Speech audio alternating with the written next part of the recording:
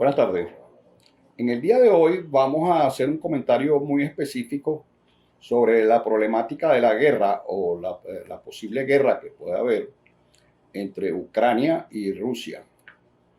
Este, una de las primeras cosas que se tiene que tener en cuenta el ciudadano común para poder participar o para poder dar una opinión o poder tener, digamos, un avance, estar de acuerdo con una posible estado o con otro posible estado es el conocimiento. Lo primero que se debe hacer es tener una visión holística del problema. Es decir, ¿cuál es el origen precisamente de este conflicto internacional que hay entre Ucrania y los rusos? Su origen es muy importante especificarlo. Otra de las cosas que debemos tener nosotros los ciudadanos es que debemos ser eclécticos. Es decir, no podemos utilizar un maniqueísmo de que este es bueno o este es malo, porque el tema que se está tratando es un tema de carácter geopolítico, que está basado precisamente en los intereses de cada estado. En este caso, hay que tomar en cuenta cuáles son los intereses de que haya una posible guerra entre Ucrania y Rusia. Es decir, ¿cuál es la posición de la misma Ucrania? ¿Cuál es la posición de Rusia y por qué ese tipo de actuación? ¿Cuál es la posición de Alemania, la posición de Francia, de la Unión Europea en general, del Reino Unido, que ya no forma parte de la Unión Europea, y específicamente de los Estados Unidos, que es, digamos, un invitado permanente en este tipo de conflictos?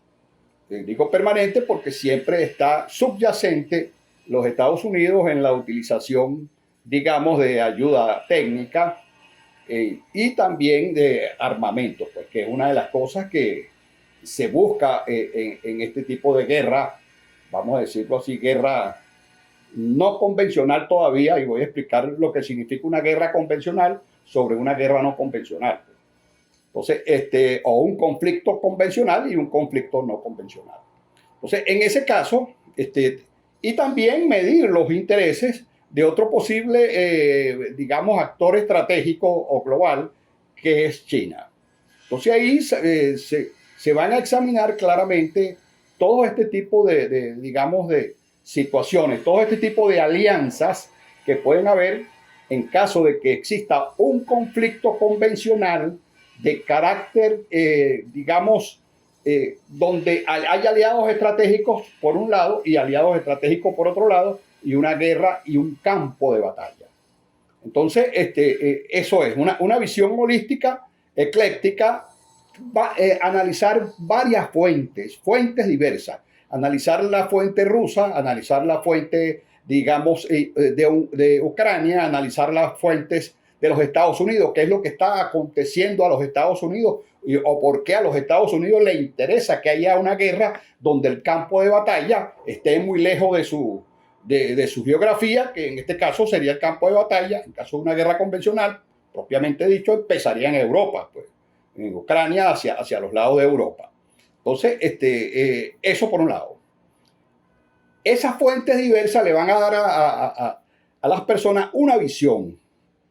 La visión rusa, la visión norteamericana, la visión de Ucrania, hacer un análisis verdaderamente crítico de la situación, examinar, ¿verdad?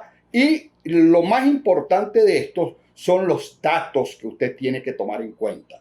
O sea, la fuente. Es muy importante ese criterio porque usted, esa fuente le va a dar una información que en un momento específico esa información puede estar muy sectarizada. Entonces es allí donde usted tiene que tener una gran, digamos, una gran capacidad de poder interpretar una posible desinformación que haya. Porque justamente en este momento, a pesar de que ya han comenzado, digamos, los conflictos materiales, en este caso son conflictos materiales, porque hay una serie de combates que se están registrando de acuerdo a lo que se está manejando por los medios de comunicación. ¿Quiénes son los que redactan estos medios de comunicación y la forma como va dirigida?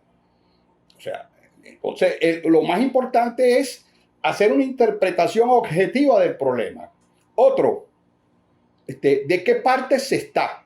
Porque fíjense que este tipo de conflictos son conflictos que si se hacen convencionales pueden generar una tercera guerra mundial. Y justamente ya no sería el campo, ya no sería Europa, ya el campo incluso puede irse hacia el Asia, hacia el Pacífico, y pueden haber toda una serie de incidencias que puedan hacer posible una tercera guerra mundial. Entonces allí, precisamente, la importancia, digamos, de la conciencia que debe tener un ciudadano común sobre la problemática. Pero usted dirá, ¿pero por qué un ciudadano común? Un ciudadano común ¿qué papel juega en esto? Sí, juega mucho papel, un papel bastante preponderante, porque el ciudadano común representa 7.800 millones de personas que van a estar permanentemente recibiendo una información que de alguna manera lo van a parcializar hacia un lado, dependiendo de los medios de comunicación que se hagan, o lo van a parcializar hacia otro lado.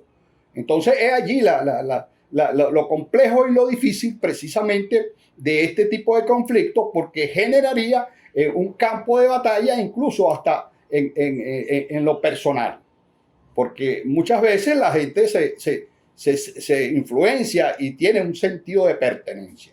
Entonces, ¿cuál es la mejor posición que se debe tener en este momento?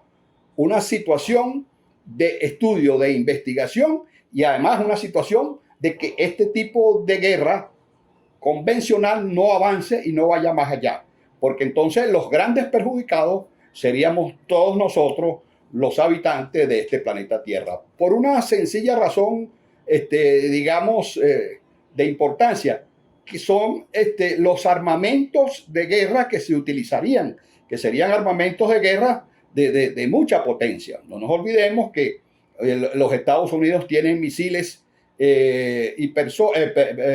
misiles y bombas nucleares. Rusia tiene misiles y bombas nucleares y incluso tiene misiles hipersónicos, al igual que los Estados Unidos. Entonces, y hay otros países que también tienen armamento. Entonces, una guerra digamos, de alianzas entre varios países puede generar un conflicto que puede escaparse de las manos y generar una confrontación o una conflagración mundial. Entonces, no nos olvidemos que una de las cosas más importantes es buscar precisamente un argumento que pueda generar un conflicto donde prácticamente se genere la tercera guerra mundial. No nos olvidemos cómo tenemos que hacer historia, cómo comenzó la Primera Guerra Mundial y cómo comenzó la Segunda Guerra Mundial. Entonces, todas esas cosas hay que estudiarlas. Entonces, ¿por qué lo digo? Porque nosotros los ciudadanos somos los elementos que vamos a tener digamos, esa inyección permanente de guerra, ¿verdad? De información para tomar una decisión al respecto.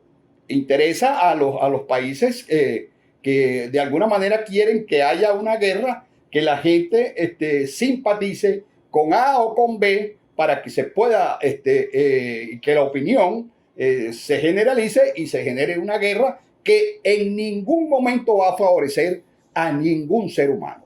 Entonces, esa es una de las cosas que considero yo es importante tomar en cuenta. Entonces, en los otros capítulos o en los otros programas que vamos a realizar, ya con otros invitados, vamos a explorar la situación, ¿verdad? Tomando en cuenta toda una serie de argumentaciones, cuáles son las razones, en primer lugar, de Rusia y cuáles son las razones de Hungría, de Ucrania para este tipo digamos, de problemática que tienen.